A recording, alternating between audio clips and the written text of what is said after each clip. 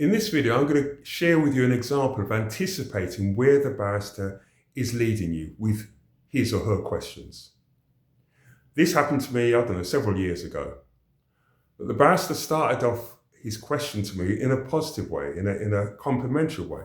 He said something that went more or less like this. You did really well to complete the work in the time you had available. Weren't you a bit pushed for time? So you see how he did it. He said starts off with a compliment and then, weren't you a bit pushed for time? But I anticipated that his next question, or where he was leading me to, was to say that I hadn't done a good enough job, or that's why my assessment and conclusions were faulty and incorrect, because I was too pushed for time, I was too rushed.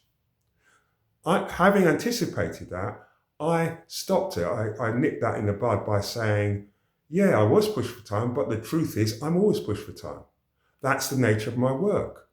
So if I'm always pushed for time, it doesn't give the barrister or anyone cross-examining me to say, well, this work is any different from any other work.